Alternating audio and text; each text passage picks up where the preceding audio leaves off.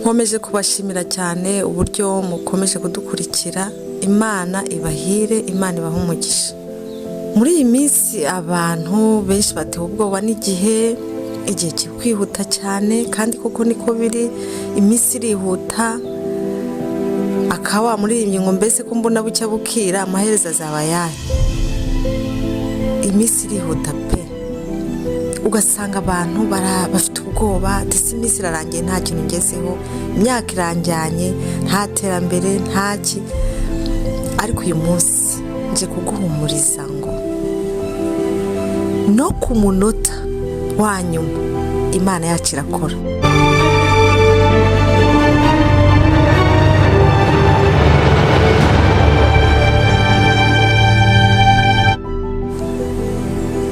Twe ntidufite gutinya kubera ibihe n'iminsi, ntidufite gutinya ngo ibihe birihuta, ngo ibihe biragenda gake. Ntugire ubwoba, no ku munota wa nyuma, ku isegonda ya nyuma Imana yacu irakora. Ntiwigirire nabi, ntiwiganyire, ntiwiyahure ngo ibintu birakuyobeye. No ku munota wa nyuma Imana igikora, kandi igakora ibikomeye. Ibintu bishobora kuba byarangiye, ukabona byarangiye burundu, Imana ikongera ikazi ikabitangiza. Haleluya. Mwe kugira ubwoba, Imana yacu niyo ifite ibihe mu biganza byayo. Ijambo ry'Imana ryarambwiye ngo yimura imisozi itabimenye, yarangiza ikayubikana uburakari bwayo. Ni Imana ihindura amateka. Wararurira ariko bwacya impundu zikavuga.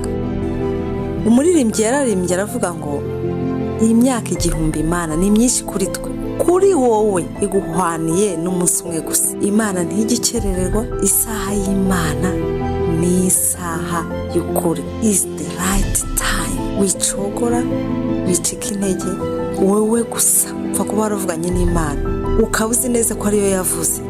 Wandike ku rubaho ibyerekanywe n'Imana, ugumye ubitegereze naho byatinda kuza ko ntibizahera. Izakugaburira niyo byaba ku munota wa nyuma, ku munota wa nyuma wakwambara, ku munota wa nyuma abana bawe barihirwa minerval, ku munota wa nyuma wabona akazi, ku munota wa nyuma. Ntuzihebe, kuko no ku munota wa nyuma irakora. Wikwibaza uburyo uzatabarwa.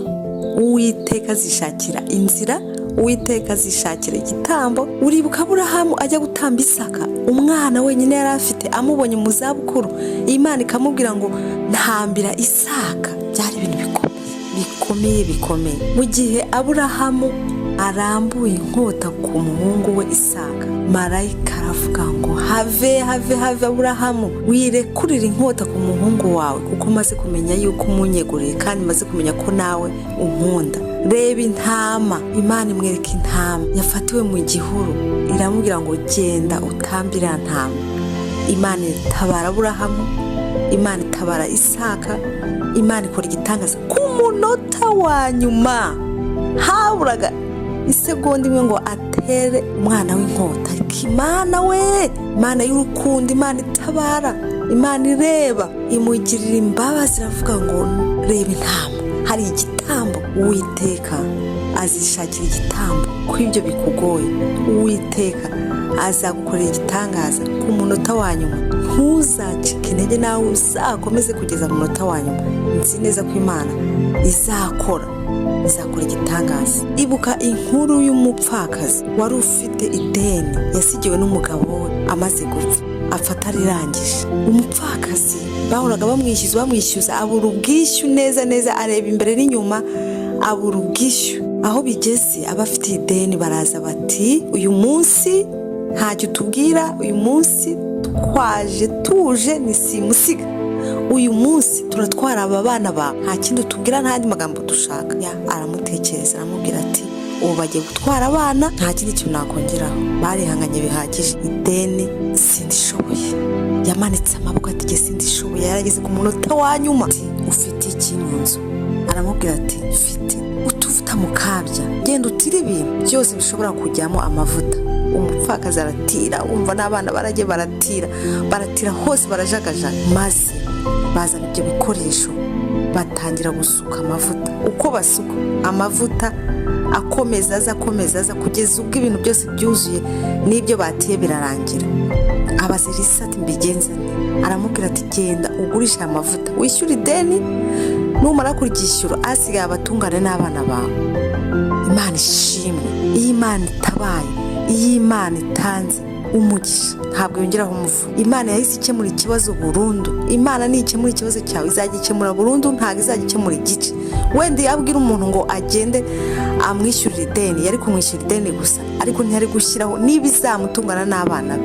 Ariko Imana yashyizemo n'indishyi y'akababaro imwishyurira ideni, imuha n'ibimutunga, ibyarya, ibyanywa, ubwo yakuyemo n'imyambaro, ahari yaranacuruje n'ayo mavuta.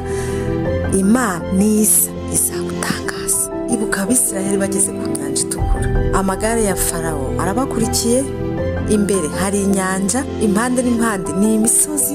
Babura uko babigenza. Mose atakira Uwiteka ati Mose ufite iki?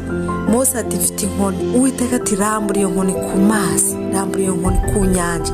Inyanja yigabanyamo kabiri. Ku munota wa nyuma, bari bageze ku munota wa nyuma, abantu batangiye gutaka, abantu batangiye kurira, abandi bari kwiyeza bati byacu birarangiye, nta buhungiro bari bafite. Ariko ku munota wa nyuma Uwiteka ategeka inyanja yigabanyamo kabiri, Abisirayeli batambukira humutse. Imana ishimwe. Tukiri aha, hari igihe uraranganya amaso ukareba hirya no hino ushakisha icyagukiza, kandi ikigukiza kiri mu nzu iwawe, kandi icyagukiza kiri mu ntoki zawe. Uwiteka abaza Mose ati ufite iki? Ese we nubwo uri gutaka, uri gutakira Imana ngo tabare kugirire neza, ufite iki? Hari diplome uryamanye aho mu nzu, hari amaboko yawe ufite, hari igitekerezo cyawe ufite mu bwonko bwawe. Ibyo byose ni inkoni yakwambutse ikagukura aho uhagaze. Tekereza uko wabikoresha. Fata diplome ujya kwaka akazi, ayo maboko jya kwaka ikiraka ahantu ujye gukora, amafaranga uvanyemo uyatangiza umushinga. Niyo waba ari umushinga muto, Uwiteka ashobora kuwuha umugisha ukakwambutsa inyanja. Ushobora kugenda ugakora ikiraka cyo guhinga, abantu baguseka bati ese uriya agiye guhinga, ukavanamo amafaranga ukayagura ibikoresho, ugakora amandazi, ugakora isambusa, ejo bundi ukabura miliyoneri. Ufite iki?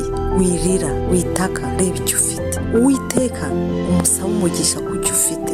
Ibuka Aburahamu asuhukira Gerari, we na Sara inzara irabica ibageza kure, kugeza ubwo Aburahamu yihakana Sara, aravuga ngo ntabwo ari umugore we, muri mushiki we, yemera kumutanga.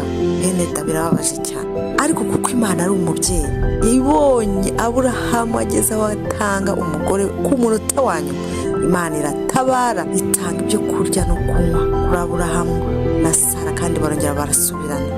Imana ishimwe. Kandi Sara ntacyo bamukozeho, kuko Imana ni urukundo. Mwene da nubona umuntu aje gutakira kubw'inzara, uzihangane, uzagaburira umushonji, ntuzirengagize umushonji, niko Bibiliya ivuga, kuko inzara nicyo kigeragezo cya mbere kibabaza. Amavuta avuga ati ndimo ndatora udukwi ngo njye kuvuga ko ari agatsima, ngo njye n'umwana wanjye twipfire, kuko nta bindi bintu yari afite. Ibyo nibyo byari bya nyuma, nta yandi mahitamo yari afite, yumvaga ari urupfu.